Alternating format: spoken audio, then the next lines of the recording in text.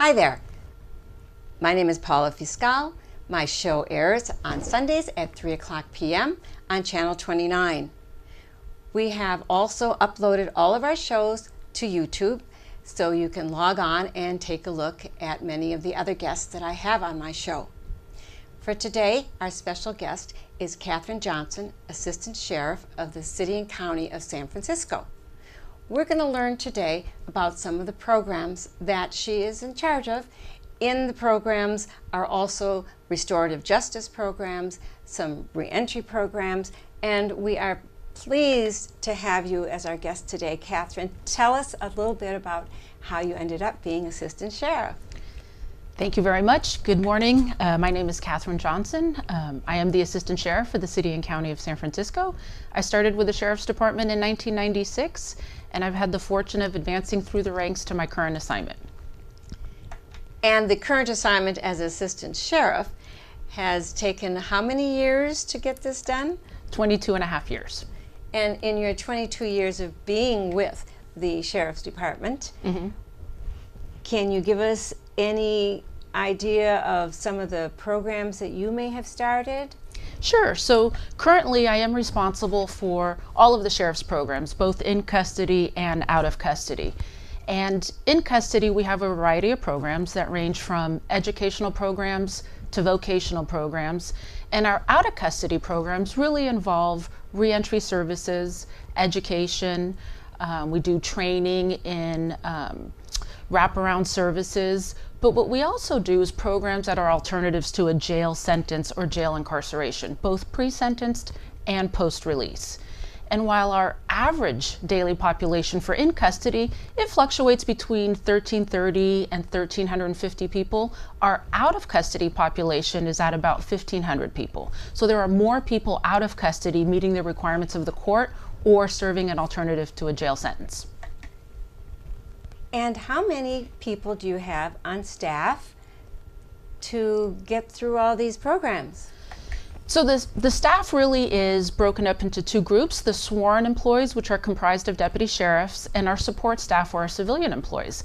And we have about 870 sworn employees and about 180 civilian employees, but they work throughout the entire department, not just the custody division or just programs.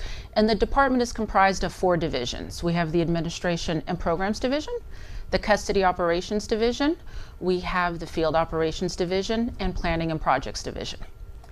And let's talk about the Field Operations Division. Okay. So when you release someone from your custody and they go into a reentry program, is that the field operations person then that's in charge of monitoring the releasee? Yes?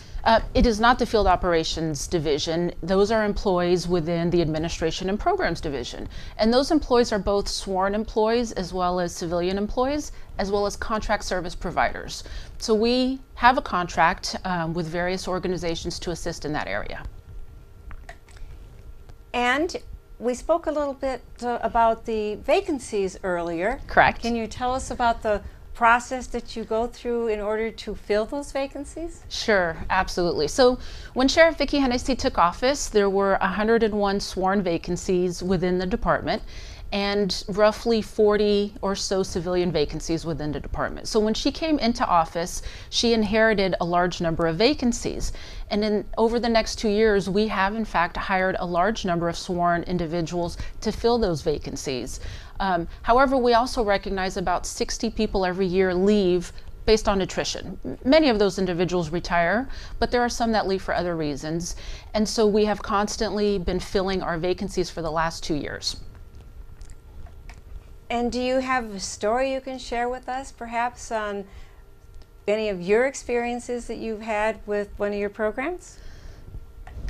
Certainly, as a deputy sheriff moving through the ranks, I think the greatest imprint was working at what was then County Jail Number 2, or County Jail Number 8, I should say, which is now County Jail Number 2. It's the only jail in the system that houses women, but it also houses men. And what struck me was the women who would say, "Thank you for letting me go to this program. Thank you for letting me participate in an educational component in class," because that is unusual for individuals to be incarcerated in a county jail and go to a county high school within the county jail. And the high school that you're referencing, it has a special name, and it was started in, what year was that was started? Sure. So our high school was started it was really the idea of Mike Hennessy, the then sheriff, in 2003.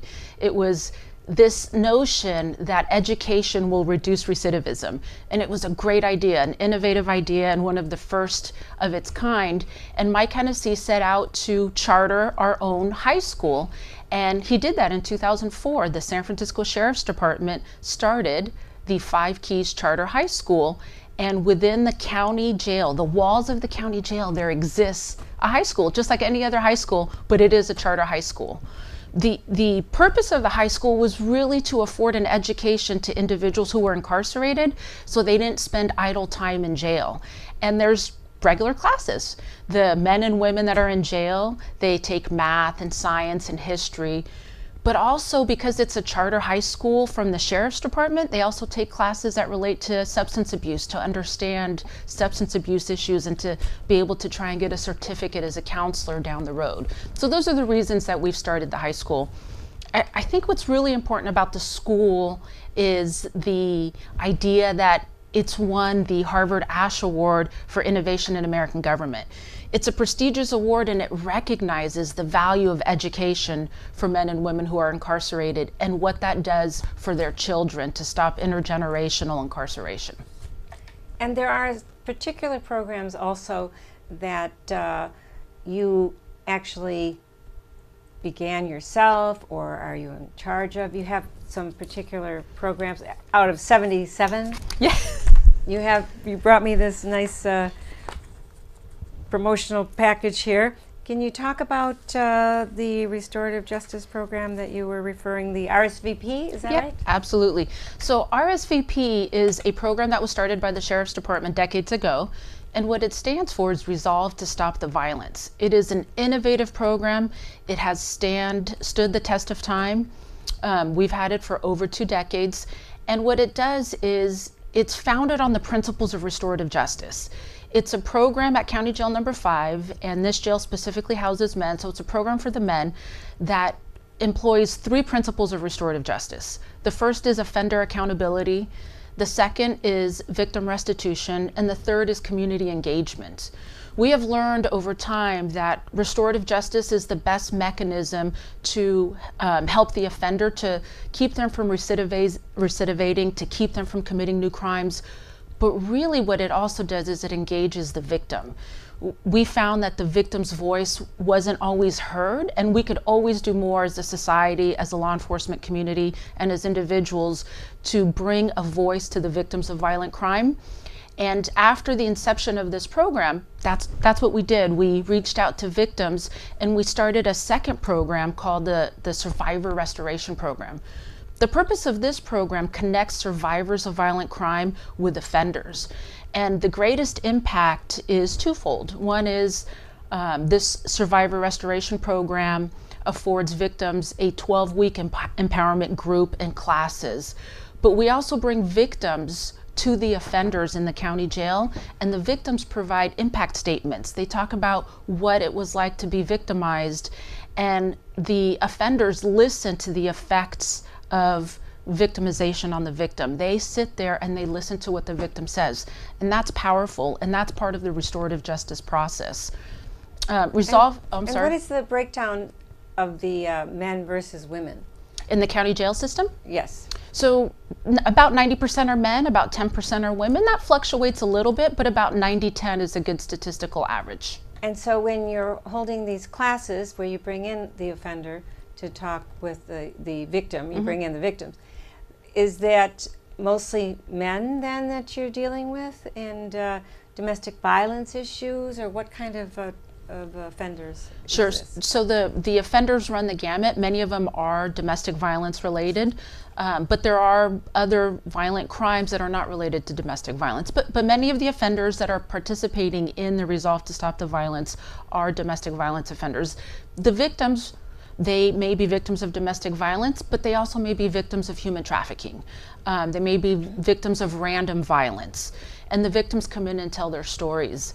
Again, as a progression, because we learned from our expansion into programs, what we've learned was that the women who are incarcerated, so that 10%, many of them were victims themselves. So they're currently in custody, facing criminal charges and going through the court system, but many of them during their time outside of custody were victimized. And so what we've done is we've gone into the women's pod and we're helping those women deal with the underlying issues of trauma and providing services to them as well. And in dealing with the population that you have in-house, you also provide a religious aspect? We do. We have religious services providers, and they go to all of our jails, whether it's the jails at the jail in San Bruno or the 2 housing jails at the Hall of Justice, and they go in and provide services to the men and women that are to their religious beliefs. And we've been doing that for decades. But there's no big programs such as the restorative justice programs around religious? No, the religious services programs are twofold. We have a religious services coordinator. It's a civilian employee of the Sheriff's Department that coordinates all religious services. But then we also have different faith-based organizations that come to the jail and they provide services to the men and women that are incarcerated. Absolutely. And earlier you were talking a bit about the general fund monies, fund part of your programs, and you also applied for grants, and you've recently received a good newsletter. You can talk about that one. Okay, so we have general fund dollars. So the Sheriff's Department's budget is funded really by general fund dollars primarily, but we also seek grants. And the purpose of grant is to provide funding for programs that we would like to start that weren't otherwise funded by the general fund.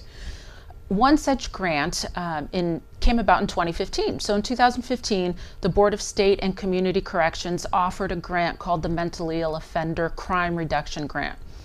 At the time, there was an increase in offenders with mental illness having contact with the criminal justice system, so we sought to address the needs of offenders that also had a mental health disorder. And so we applied for a grant and were awarded $650,000 over a 3-year period of time to address the needs of offenders with misdemeanor charges who were in the county jail system and criminally justice involved. And does most of the funds that you receive in a grant, does that go for staff? Does it go for resources? Does it go for computers? How is that spent? Sure. So in this example, which is the Mentally Ill Offender Crime Reduction Grant, this money was really used to stand up a misdemeanor behavioral health court, and this was done in conjunction with our criminal justice partners, the DA's office, the district attorney's office, the public defender's office, the courts, and the sheriff's department. We started steering committee, and the funds were used to stand up a misdemeanor behavioral health court, also used for beds and for peer counselors to do 3 things really: to engage the offender in treatment in the community, to help them stabilize on their medication, and to reduce recidivism, to keep them from being involved in the criminal justice system. And this program, the grant ended on June 30th of 2018 because it was a 3-year grant, but the city and the mayor's office funded this program into the next budget year. So for this current fiscal year, we are budgeted to continue this program because it was so successful. That's good news for those of us that live and work in San Francisco. Let's touch a little bit more on the homeless population because it's a big topic here. Do you then end up with a lot of the mentally ill homeless in custody? Sure. So it's a great question. There's a few topics that are emerging topics within San Francisco. One is the homeless population. The other is offenders with mental illness, and we talked about that. And the other is really what we're calling transitional age youth. Those are individuals between the ages of 18 and 25.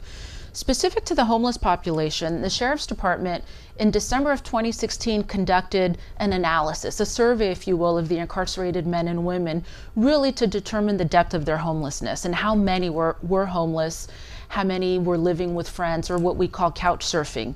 In a self-analysis, so these are men and women who self-report. So we actually did a survey of the men and women. 30% of the individuals at that time reported to being homeless or living in a car. That is a high number of individuals. And so we took that data and we're evaluating how we can improve that outcome for people that leave the jails. Because when someone leaves the jail, no matter what time of day or night, we want to make sure we can help them so they don't again re-engage in criminal conduct, because that's the goal, is to really reduce crime in the community and to have a safer community. So about 30% at that time identified themselves as being homeless. Part of our efforts really are about teaching and training our staff. So this current year, every deputy sheriff is required to go through 24 hours of training, and part of our training curriculum is a 2-hour block of instruction on policing and the homelessness problems that have plagued San Francisco. And so what we're doing is teaching our deputy sheriffs how to engage with the homeless population, but also what the resources are, how to offer services, what those services entail. And those are some of the things that we're currently engaged in and currently doing to help the homeless population. And there's another class here that will interest many viewers, and that's called the Pause for Peace. If I can just say one more thing about the homeless population before we go on. The other thing about the homeless population is about a year ago, we recognized that a lot of men and women were being released from custody late at night. And that really is difficult for someone who gets out at night, no matter what time of the evening it is, if they don't have anywhere to go, if they don't have a family member meeting them at the jail to get out. And so we set out to address the issue of what does someone do when they get out at 2 o'clock in the morning? Where do they go? And so at the sheriff's direction, as her concern really is public safety, we developed and identified a resource. So we stood up what's called the Discharge Planning Office. And these are men and women that work in this office that are case managers, and they connect with the individual prior to being released, and they provide services for them, and they link them to services upon their release. And some of those services are housing, and some of those services are transportation. So we have a program that's called Safe Passage, Safe Harbor. And what this does is it affords individuals leaving a cab ride, if you will, to get to a destination at the cost of the county. So the sheriff's department pays for that cab ride, or it affords them an emergency shelter bed, and not at a traditional shelter, at an SRO or a single residency occupancy bed that we, the sheriff's department, pay for. And then we connect that person to services to help them get engaged. Well, in fact, then, the Sheriff's Department provides a great deal of what we call in the business world customer service. Yes, we do. Yes, we do. And so, can we now talk about the class where you bring in the Pause for Peace? So the Pause for Peace is a program where it's an animal-based therapy type program at County Jail number 5, and animals come in as therapeutic animals to help the men with various issues, and sometimes the men read stories to the animals. Now, is it cats or dogs? Yeah, it's primarily dogs. It's primarily dogs. Okay. Pause for Peace. Just wanted to find that little point out right away. Dogs are wonderful. I've been there when the men read stories to the dogs. It's fabulous. It's very relaxing and therapeutic. Wait a minute. The men read stories to the dogs? Yeah, they actually read. They may read a story that they've written for a family member. Are these puppies or are these mature? They're cultured dogs. They're mature. They're mature dogs. They are mature dogs, and the dogs stay in the housing area, or the program area, I should say. And how many dogs are there? You know, I don't know how many total dogs there are. And is this program open to the public? Can we bring our dogs in? It is not open to the public. Okay. It is not, I'm sorry. SPCA perhaps you work with? It's out of San Mateo County, so the San Mateo local, yes. So then these aren't retired police dogs, right? No, they are not retired police dogs. We do have a canine unit, but they're absolutely separate. Oh, you do? We have a canine unit? We do. How does that work? The Sheriff's Department has a canine unit. It's a bomb detection dog and a narcotics detention dog. And the bomb dog is often seen throughout our community, sniffing public buildings, ensuring the public safety. And our narcotics dogs primarily work the jails. Interesting. So the police department has a canine unit and you have a separate canine unit. They don't work together? We do have two separate canine units. On many occasions, the two departments do work together, but we do have our own canine unit, as does the police department. But the police department gets to go to all the ball games and everything. Yeah. And the sheriff department gets to go to the bomb detection. Well, that's what our dog is. It's a bomb detection dog and a drug detection dog. And that's what they do, is they detect those substances. So do the dogs then also retire, or did many of them retire because now that cannabis is legal? Yeah. They don't have as many job opportunities? Our dogs do retire, but not because cannabis is legal. After a certain number of years, they do retire, and the canine handler that had the dog usually takes the dog home with them. So there's a relationship that develops between the canine handler and the dog. I see, I see. Okay, let's talk about some of the other classes that you have, that you offer to young people that re-enter into the community. Sure. So the Sheriff's Department operates two community sites. We have a site at 930 Bryant Street and one at 70 Oak Grove. Our sites are very unique. They are there to address the needs of men and women who are exiting the jail system or who are criminally justice involved. The site at 930 Bryant Street is across the street from the jail, and it specifically addresses the needs of women and trans women. And that's where the women go to seek services, and they can seek services from seeking safety to learning how to use computers. We have a computer lab, to a sewing class. We have sewing classes for the women. The idea is that the women have somewhere safe to go, and while they're there, they can receive the services that they need. We have case managers that will help the women really that are victims of domestic violence or random violence, and the case managers are there. Our charter high school is also there, so we provide educational training for the women to continue in their education. So if someone starts the 5 Keys Charter High School while in custody and they are released from custody, they could go to our community site and finish their education. They can get a high school diploma or a GED.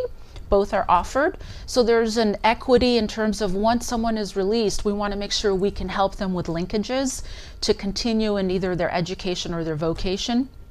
Very similar to our programs at at 70 Oak Grove. When men are released from County Jail 2 or County Jail 4 or County Jail 5, they could go to 70 Oak Grove. We have classes there that range from 5 Keys, again, to finish one's education, and classes that range from various types of wraparound services and groups, anger management classes, and classes that involve narcotics, interdiction, and programs such as that.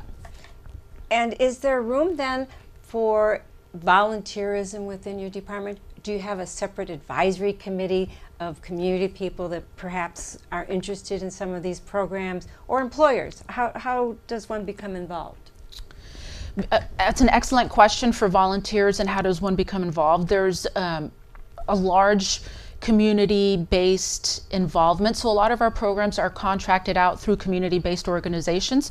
We have a director of programs, and we also have civilian employees that are called rehabilitation services coordinators. We have health workers that work, and those groups all work together to identify and create new and innovative programs. And volunteers, if someone chooses to volunteer, they can send an email through the Sheriff's Department website. There's a Contact Us feature on the website that allows for people to send correspondence, and we do respond to all the correspondence.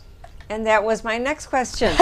Your contact information, please, in case anyone wants to learn a little bit more about your programs, and if someone has a relative or a friend that is in need of some of these services.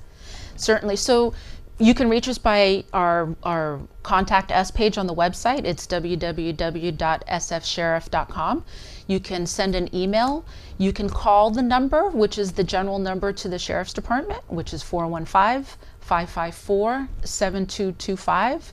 You can send me an email directly. It's Katherine with a K, KATHERE.Johnson@sfgov.org. Or you can come up to room 456 during normal business hours and ask for me, and I'll be happy to step out and speak to anyone who comes in and wants to volunteer or has questions. However, if you're looking for information about a loved one that may be incarcerated, feel free to go to the website. And there's a link there that is called the Inmate Lookup. You can check and see if your loved one is in custody. You can make a referral to jail behavioral health through that, or you can call and we'll help you. That truly is customer service. Is there any other program that is dear to you that you might want to mention? There are a lot of programs that are near and dear to me. I think programs really are the cornerstone of helping individuals, so when they're released from custody, they don't commit new crimes. And there's a lot of different programs that we offer. The idea of crime reduction is really rooted in many of our programs. We want to thank you for joining us. And for those of you that did not catch all that information that Ms. Katherine put on here for connections and contacts, remember, if you log on to YouTube, I will also add her information there. So thank you so much for joining the Paula Fiscal Show. And please do tune in on Sundays at 3 o'clock p.m. on Channel 29 or on YouTube. And remember, our motto is stay informed. And with guests like Sheriff Katherine Johnson, you will stay informed. Thank you once again.